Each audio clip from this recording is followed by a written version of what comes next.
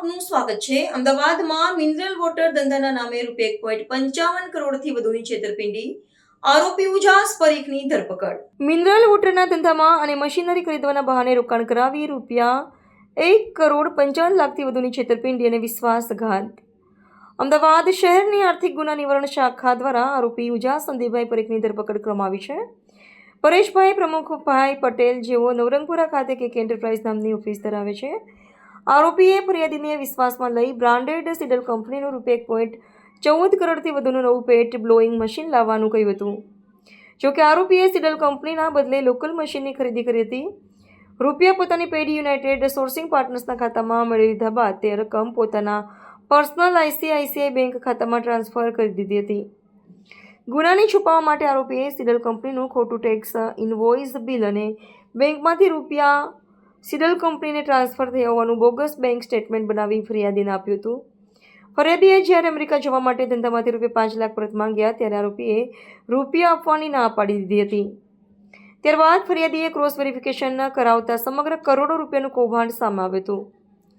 ફરિયાદ ન થાય તે માટે જો કોઈ પોલીસમાં અરજી કરે તો પૈસા આપી સમાધાન કરવાનું સામે આવ્યું છે। અગાઉ પણ આવી ચીટિંગ કરી ચૂક્યો છે આરોપી ઉજાસ પરીખ। 25 લાખનું મશીન એને 1.14 કરોડનું કહી પૈસા લીધા। આર્થિક ગુના નિવારણ શાખા ક્રાઇમ બ્રાન્ચ અમદાવાદ શહેર ખાતે ફરિયાદી પરેશભાઈ પટેલ નાઓએ આ કામનો આરોપી જે છે ઉજાસ સંદીપભાઈ પરીખ ને કુલ ₹1.55 કરોડ આપેલા હતા। આ કામનો આરોપી જે છે ઉજાસ પરીખ, તેઓએ આ કામનો ફરિયાદીને પોતે પાણીની મિનરલ વોટરની બોટલ બનાવવાનો, પ્લાસ્ટિકની બોટલ બનાવવાનો બિઝનેસમાં નિપુણ છે તેવો વિશ્વાસ આપી અને તેની ફેક્ટરીમાં મશીન ખરીદવા માટે નાણાંની જરૂર છે અને પાર્ટનરશિપમાં ધંધો કરવાથી ખૂબ મોટો નફો થશે તેવી આશ્વાસન આપેલું, લાલચ આપેલું અને ત્યારબાદ આ કામના ફરિયાદીએ ₹1.55 કરોડ આરોપીને આપી પણ દીધેલા હતા। આ પેમેન્ટ તેમણે ચેક દ્વારા કરેલું હતું અને આરોપીએ જે ફેક્ટરીમાં મશીન ખરીદવાનું હતું તે મશીન ખરીદવાનું કોટેશન મેળવેલું, તે બનાવટી બનાવેલું અને આ મશીનની કિંમત ₹25 લાખ હતી, પરંતુ તેની કિંમત ₹1.14 કરોડ બતાવી અને ફરિયાદીને વિશ્વાસ અપાવી અને પૈસા લઈ લીધેલા અને જે પ્રમાણે વિશ્વાસ આપેલો તે પ્રમાણે પૈસાનું વળતર નહોતું આપેલું। ત્યારબાદ આ કામના ફરિયાદી આરોપી પાસેથી પૈસા માગતા તેઓએ પાછા પણ આપેલા ન હતા। તપાસ કરતાં જે મશીન ખરીદેલું તેની કિંમત પણ ઓછી જણાઈ આવેલી અને બેંક સ્ટેટમેન્ટ પણ માગતા પેમેન્ટનું, તો બેંકને જે સ્ટેટમેન્ટ હતા એ પણ ખોટા બનાવી અને આ કામના ફરિયાદીને આપેલા હતા। આમ કુલ ₹1.55 કરોડ ચીટિંગ કરેલું ગુનો દાખલ થયેલો છે। આ ગુનાના કામે આરોપી ઉજાસ પરીખની ધરપકડ કરવામાં આવેલી છે અને આરોપીના રિમાન્ડ માંગતા દિન 3ના રિમાન્ડ પણ મળેલા છે।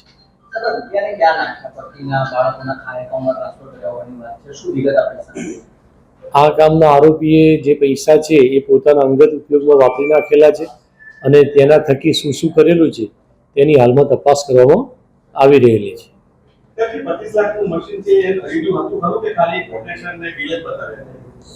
તપાસ દરમિયાન એવી હકીકત જાણવા મળેલી છે કે આ કામના જે આરોપી છે એણે એક બીજા જોડે જમીન ઉપર પાર્ટનરશિપ કરી અને આ ખરીદેલું હતું અને આના ફરીથી એ જ જે મશીન હતું એના ઉપર એણે આ ફરિયાદીને પણ કીધેલું કે આપણે મશીન ખરીદી દીધું અને સાથે સાથે એ જ મશીન ઉપર એણે એક બીજી પણ લોન લીધેલી હતી।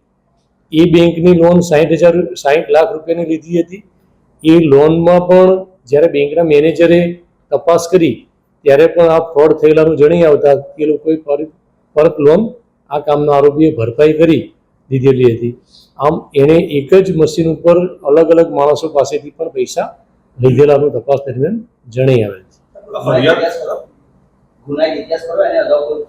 આ જે ઈસમ છે એ જ્યારે પણ આ રીતે કોઈ પણ એના વિરુદ્ધમાં ફરિયાદ કરે તો એને વળતર પાછું પૈસા ચૂકવી દેતો હતો।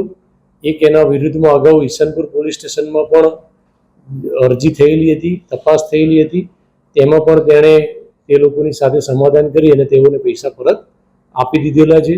એ અરજીમાં નવરાત્રિમાં સ્ટોલ લીધેલો હતો ઉદ્ગમ સ્કૂલ ખાતે, તેમાં એણે સ્ટોલ લીધો હતો 10 લાખ રૂપિયામાં, અને એને પાર્ટનર બીજા 4 બનાવ્યા હતા. એ લોકોને એણે એમ કીધેલું કે આ 25 લાખ રૂપિયામાં સ્ટોલ મળેલો છે. એ લોકોની સાથે ચીટિંગ કરેલું. અને જ્યારે સ્ટોલ ચાલુ થઈ ગયેલા હતા ત્યારે પણ એની અંદરના પણ જે આપેલા હતા સ્ટોલ, એમાં પણ પાર્ટનરોને 8 લાખ કીધા હતા, અને જે સ્ટોલ આપ્યા હતા એ લોકો પાસેથી 12 લાખ રૂપિયા લીધેલા. તો આ રીતે પણ એને છેતરપિંડી કરેલી, અને એના પાર્ટનરોએ ત્યાં જેને સ્ટોલ આપ્યા હતા એની જોડે ચર્ચા થતાં આ વિગત એમને જાણવા મળેલી. તો એની અરજી ઈસનપુર પોલીસ સ્ટેશન થયેલી હતી, પરંતુ તેમાં એણે પૈસા પાછા આપીને સમાધાન કરી લીધેલું. ઈસનપુરમાં જે હતી નવરાત્રિના એ પાણીનો સ્ટોલની વાત હતી, અને પાણીના સ્ટોલના આવક શું સારી થતી હતી. એટલે બીજા પાર્ટનરોએ ચર્ચા કરતા આ જાણવા મળેલું કે આ આરોપી જે છે એને પણ આ રીતે બધાને વિશ્વાસમાં લઈ અને ચીટિંગ કરેલું છે.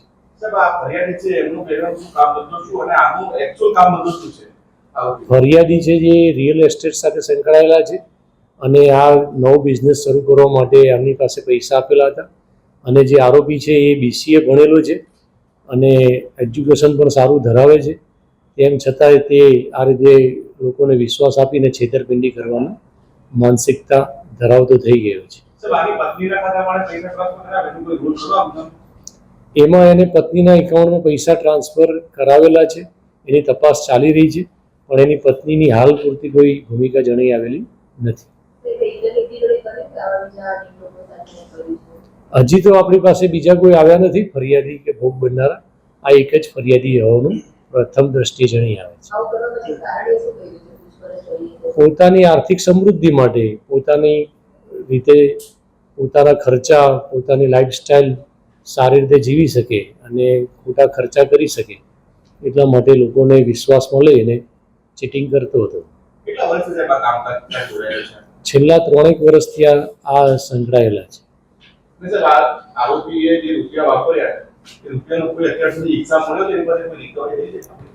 અત્યાર સુધી કોઈ હિસાબ મળ્યો નથી ને રિકવરી થઈ નથી. હાલમાં તપાસ કરવામાં આવી રહેલી છે કે એને કોઈ મિલકત વસાવી છે કે કેમ, કે અન્ય કોઈ જગ્યાએ એને રોકાણ કરી દીધેલું.